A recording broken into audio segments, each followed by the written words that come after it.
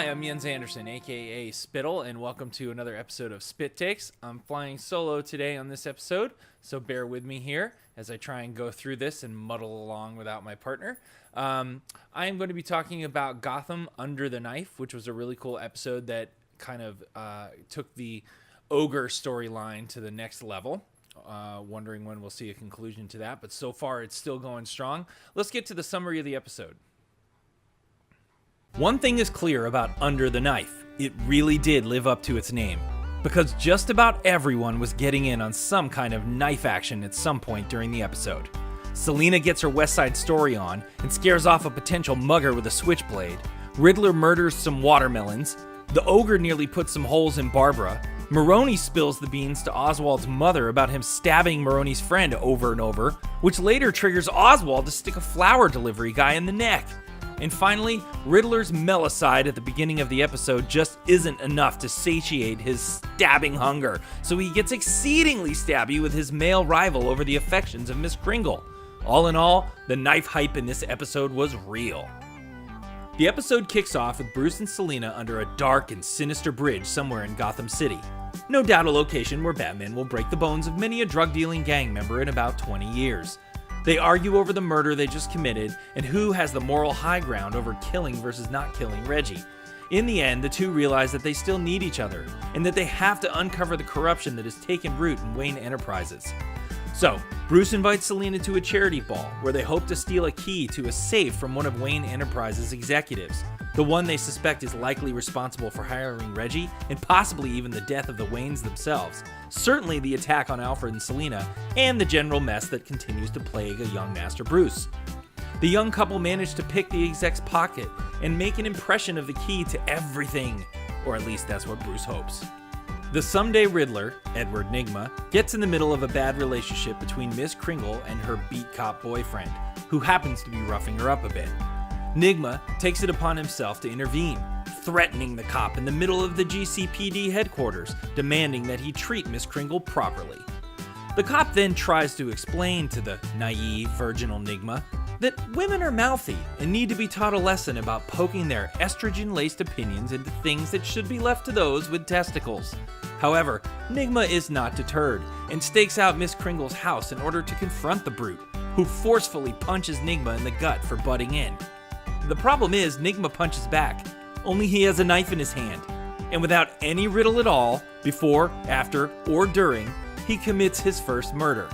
Aw, look at our little arch-villain, he's growing up so fast. Penguin's day is an up-and-down roller coaster of confidence and insecurity. At the beginning of the episode, he talks to a street thug, admiring his knife work while trying to convince him to dethrone Zaz as the de facto Falcone fave by taking out Don Maroni. The guy agrees, but Maroni is in the club and spills the beans to Oswald's mom that her little angel is a knife-loving stabaholic who happened to murder Maroni's best friend. This sends Penguin in a rage because he is forced to lie to his mom about his true nature. So he decides to stab a random delivery man in the neck to let off some steam. You know how it is. Good thing those were red roses. The arterial blood shouldn't stain them at all. And of course, the ogre storyline continues, and probably has the most relevance to the title as we learn the origins of the ogre and his miraculous traversal from beast to beauty thanks to going under the knife at a plastic surgery center. But he draws his own knife, preparing to kill Barbara and rob Jim Gordon of a loved one, until he realizes the depth of her bitchiness. Pain. I meant pain. That was really insensitive to nasty, mean-spirited, substance-abusing socialites everywhere. I apologize. In the end, he takes her home to show her his knife collection and the harnesses that go with it. And in a serious what the f*** moment, she seems kinda into it. Alright, a couple of my highlights from this episode, which I really loved. I have to say, the Riddler was my favorite.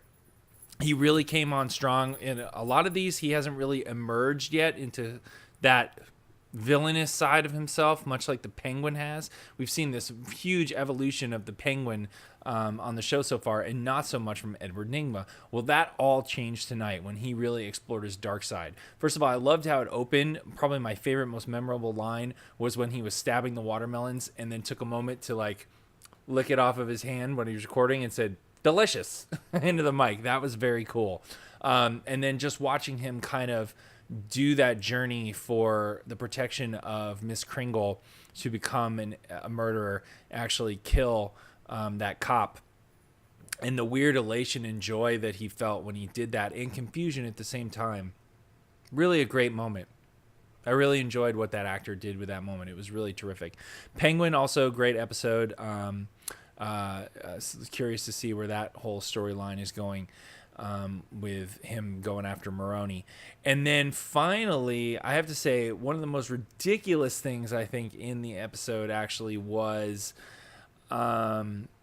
kind of the whole thing with Bruce and Selina at the charity ball. I just don't buy that pair of kids, especially Bruce Wayne, where she said earlier, Selina did, everybody's watching us, and she would be able to successfully pick that guy's pocket in a crowd of people like that, in the middle of everything, that she would be able to like reach in there, grab it, make the key impression, and then put it back, and nobody's going to say anything. Very strange, very weird.